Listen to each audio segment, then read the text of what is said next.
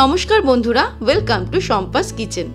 আজকে নিয়ে এসেছি মাত্র 10 মিনিটে খুবই সহজে বাচ্চাদের মন জয় করা দারুণ টেস্টি ইনস্ট্যান্ট পিৎজা রেসিপি। এত সহজে বাড়িতেই পিৎজা বানানো যায়, দেখলে অবাক হবেন। তাহলে চলুন শুরু করি। ইনস্ট্যান্ট পিৎজা তৈরি করার জন্য সবার প্রথমে একটা বোল নিয়ে নিয়েছি। এর মধ্যে নিয়ে নেব 1 কাপ পরিমাণে ময়দা। এখানে আমি প্রায় 150 গ্রাম মতন ময়দা নিয়ে নিয়েছি। এর মধ্যে দিয়ে দেব 1/4 টিস্পুন নুন, দিয়ে দিচ্ছি 1/2 টিস্পুন চিনি, আর দিয়ে দিচ্ছি 1/4 টিস্পুন বেকিং সোডা বা খাবার সোডা। তারপর একটা স্পুন দিয়ে ভালো করে সবকিছুকে মিক্স করে দেব। মিক্স করে নেওয়ার পর এর মধ্যে অ্যাড করে দেব 1 কাপ পরিমাণে টক দই। এখানে আমি 200 গ্রাম টক দই নিয়েছি। 1 কাপ ময়দা ইস্টু 1 কাপ টক দই, এই রেশিওটা মেনটেন করতে হবে। টক দই অ্যাড করে ভালো করে এটাকে মিক্স করে নিয়ে ফেটিয়ে নেব। এই দেখুন, আমি খুব ভালো করে ব্যাটারটাকে ফেটিয়ে নিয়েছি, আর ব্যাটারের কনসিস্টেন্সিটা ঠিক এই রকম হয়েছে। খুব ভালো করে ফেটালে তবেই কিন্তু পিৎজাটা একটু ফ্লাফি হবে, আর সেই কারণেই আমরা বেকিং সোডাটা ব্যবহার করেছি। ভালো করে ফেটিয়ে নেওয়ার পর এবার চলে যাব ফাইনাল স্টেপে। এবারে একটা প্যান গরম করে তার মধ্যে নিয়ে নেব 1 টিস্পুন মতো রিফাইন্ড অয়েল। আপনারা চাইলে বাটারও নিতে পারেন। ভালো করে একটা ব্রাশ দিয়ে প্যান বরাবর এটাকে স্প্রেড করে দেব। এবারে এর মধ্যে তৈরি করে রাখা ময়দার ব্যাটারটা ঢেলে দেব।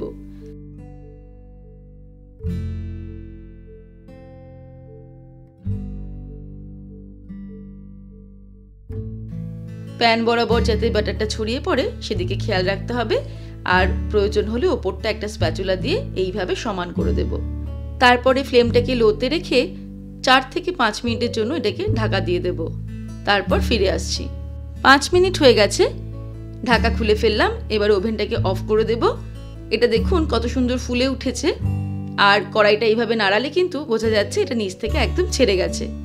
এবারে আমি একটা ঢাকা দিয়ে এর ওপর চাপা দিয়ে এটাকে উল্টে দেব।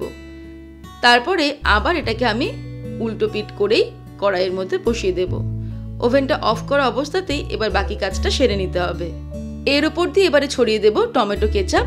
আপনারা চাইলে পিৎজা সসও ব্যবহার করতে পারেন যদি বাড়িতে অ্যাভেলেবেল থাকে। টমেটো কেচাপটা ছড়িয়ে নেওয়ার পর এর ওপর দিয়ে দেব চিজ। আমি চিজ কিউব নিয়ে নিয়েছি, এটাকে গ্রেট করে দিচ্ছি। আর বাড়িতে যদি মোজারেলা চিজ থাকে তাহলে তো কথাই নেই, সেটাকে পুরো পিৎজা বরাবর ছড়িয়ে দেব। চিজটাকে আমি পুরো স্প্রেড করে দিলাম পিৎজা বরাবর। চিজের পরিমাণটা কিন্তু নিজেদের ইচ্ছে মতো বাড়ানো বা কমানো যেতে পারে। এবারে এর ওপর দিয়ে দেব কিছু ভেজিটেবলস। প্রথমে দিয়ে দিচ্ছি টুকরো করে কেটে রাখা ক্যাপসিকাম,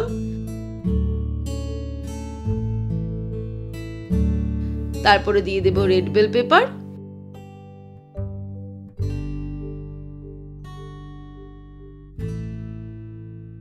দিয়ে দিচ্ছি কুচানো পেঁয়াজ,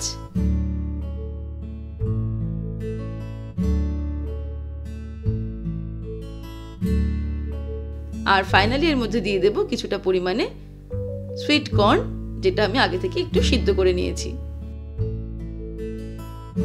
এবারে এর ওপর দিয়ে ছড়িয়ে দেব অল্প পরিমাণে চিলি ফ্লেক্স, দিয়ে দেব সামান্য পরিমাণে মিক্সড হার্বস, সামান্য পরিমাণে অরিগ্যানো ছড়িয়ে দেব ওপর দিয়ে। তারপর ফাইনালি আরো কিছুটা চিজ এর ওপর দিয়ে গ্রেট করে দেব।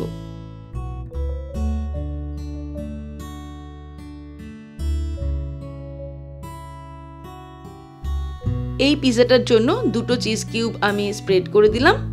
আপনারা চাইলে আরো একটু বেশি চিজও ব্যবহার করতে পারেন। এবারে আবারও ওভেনটাকে আমি অন করে দেব। তারপর ঢাকা দিয়ে আরো 2-3 মিনিট এটাকে রান্না করব, যতক্ষণ না চিজটা সম্পূর্ণ মেল্ট হয়ে যাচ্ছে। 3 মিনিট হয়ে গেছে, চিজটা সম্পূর্ণ মেল্ট হয়ে গেছে। এবার আমি ওভেনটাকে অফ করে দিলাম। পিৎজা কিন্তু একদম রেডি টু সার্ভ। ব্যাস তৈরি হয়ে গেল বাড়িতেই মাত্র 10 মিনিটে খুবই সহজে বাচ্চাদের মন ভোলানো দারুণ টেস্টি পিৎজা রেসিপি। এবারে আপনারাও এইভাবে একবার ট্রাই করে দেখতে পারেন। আশা রাখি বাড়ির ক্ষুদে সদস্যদের খুবই পছন্দ হবে।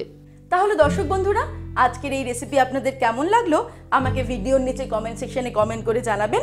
ভালো লাগলে লাইক করার অনুরোধ রইল, আর বন্ধুদের সঙ্গে কিন্তু অবশ্যই শেয়ার করুন। ভালো থাকবেন, সুস্থ থাকবেন। আমি আবার হাজির হব নতুন নতুন রেসিপির সঙ্গে। নমস্কার।